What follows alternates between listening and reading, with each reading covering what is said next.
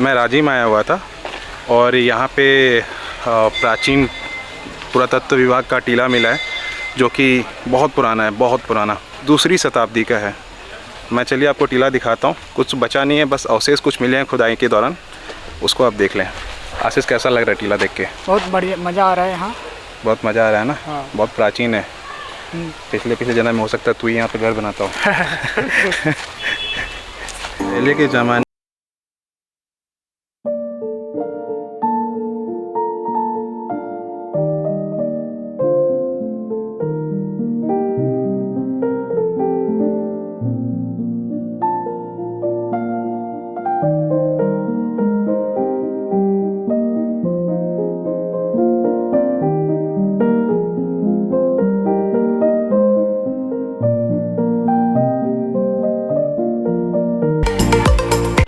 ये कुलेश्वर महादेव का जो आज ये त्रिवेणी संगम में हम लोग आए हैं, ये जो आदिकालीन का जो आदिवासी लोगों का जो शासन काल था उस समय का ये महल है, जहाँ पर बाज़ार हाट सभी लगता था। और इसे लगने के साथ साथ यहाँ के जो लोग आदिवासी या आसपास के जितने भी हमारे समाज के लोग आते थे, सभी समाज के लोग आते थे। यहाँ पर बाज़ार हाट लगता था। हाट लगने के बाद यहाँ पर बैठकर विश्राम करते थे। जो हमारा बूढ़ा देव का मंदिर है वहाँ पर लोग आकर के इसका पूजा अर्चना करके उससे आशीर्वाद प्राप्त करते थे।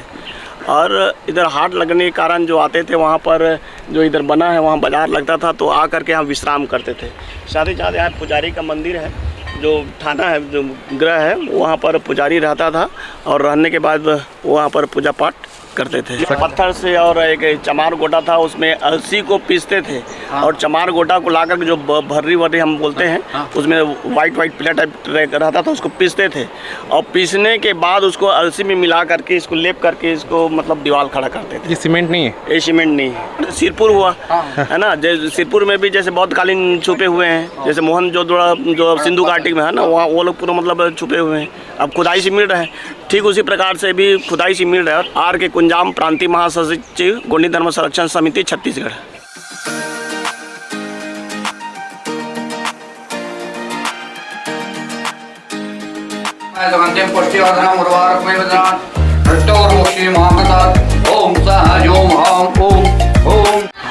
हर मंदिर के पीछे लोगों की मान्यताएं होती हैं, लोगों की तथ्य होती हैं। मामा भांजा मंदिर के हम लोग आए हुए हैं राजिम लोचन में। उसके पीछे क्या कारण है महाराज बताएंगे, बताइए। सुनिए, यहाँ पर जो मामा भांजा मंदिर का जो कहानी जो है, यहाँ पर त्रिवेणी संगम के नाम से चलता है। ये यहाँ पर जो 3 नदी का संगम होता है, जिसमें पहला है पैरी नदी, दूसरा है शोढ़ू नदी और तीसरा है महानदी।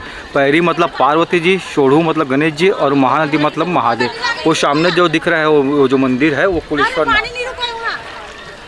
वो त्रेता युग का मंदिर है। इसको माता सीता जी ने वनवास के समय बनाया। तो भगवान राम जी का वनवास हुआ था ना, तो वो आश्रम में रुके थे। बगल में जो आश्रम है लोमा ऋषि आश्रम, सिंघी ऋषि का गुरु, उसी त्रेता युग का मंदिर। उसको भांजा बोलते हैं, इसको मामा बोलते हैं। मामा भांजा मंदिर के नाम से इसको जानते हैं। उनका नाम है कुलेश्वर, इनका नाम है पंचेश्वर।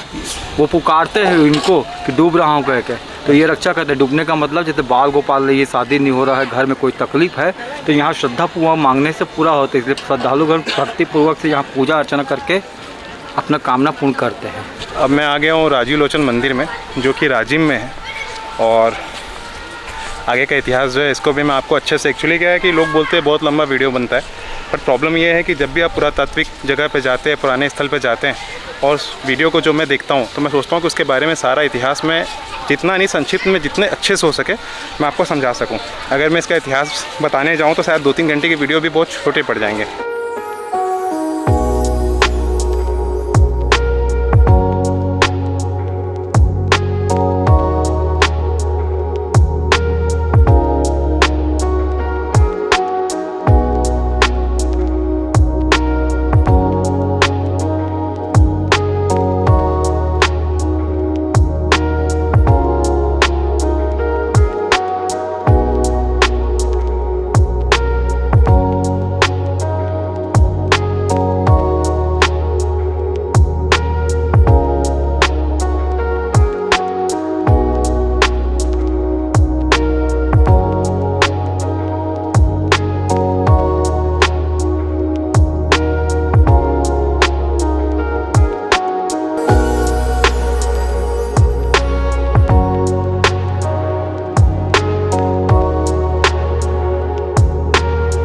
भगवान राजीव लोचन जी का मंदिर है, जो पुरातन समय भगवान विश्वकर्मा जी द्वारा रचित है।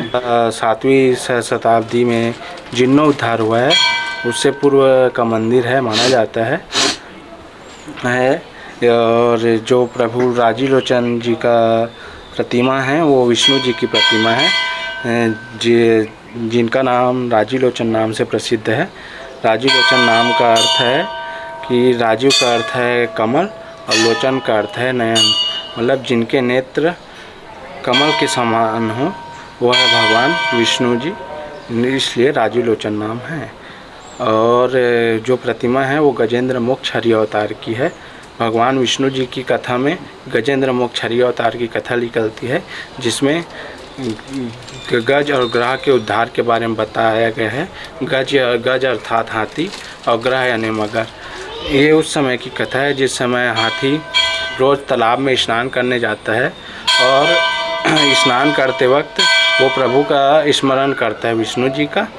और एक रोज़ वो जब प्रभु का स्मरण करते रहता है उस समय मगर आके उसके पैर को जकड़ लिया रहता है।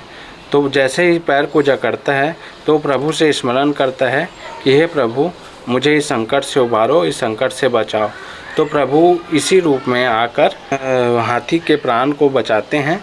और हमेशा हमने देखा है कि विष्णु जी के प्रतिमा में कि विष्णु जी हमेशा अपने चक्र को ऊपर के हाथ में रखे रहते हैं, लेकिन इस प्रतिमा में ऐसा है कि विष्णु जी अपने चक्र को नीचे के हाथ में रखे हैं, क्योंकि जब हाथी को बचाने के लिए प्रभु जी इस रूप में आते हैं तो अपने चक्र को नीचे के हाथ में ला के कमल को ऊपर लेते हैं और कमल के नीचे के भाग से वैसे उसके सुर में फंसा के हाथी को बचाते हैं और मगर को मारकर उसका उद्धार करते हैं।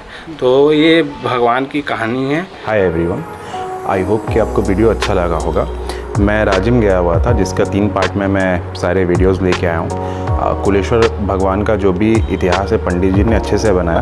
उसके बाद मैं जब राजीव लोचन मंदिर में घुस रहा था, बगल में ही जो 2री से 14वीं शताब्दी तक का वो मिला है, टीला मिला है। टीला मतलब उद्यान पुराने ज़माने का। उसके बाद मामा भांजा मंदिर जो गया था, जब भी नदी में कितनी भी भयंकर बाढ़ आई हो, मामा को छूते ही बाढ़ का पानी, जो मामा की जो शिवलिंग है उसको छूते ही बाढ़ का पानी जो है वो कम हो जाता है और कुलेश्वर भगवान कभी बाढ़ में डूबते नहीं। और आज भी वहाँ पे मामा और भांजा नाव में कभी सफ़र नहीं करते। ऐसा माना जाता है कि भांजा डूबेगा तो मामा उसको बचा लेंगे। उसके बाद राजीव लोचन मंदिर में गया था, वहाँ पे जो भी इतिहास है पंडित जी ने बताई। धन्यवाद। बेटू बाय बोल दो, बाय बोल दो सबको, बाय बाय कर दो। अच्छा बाय बाय कर दो।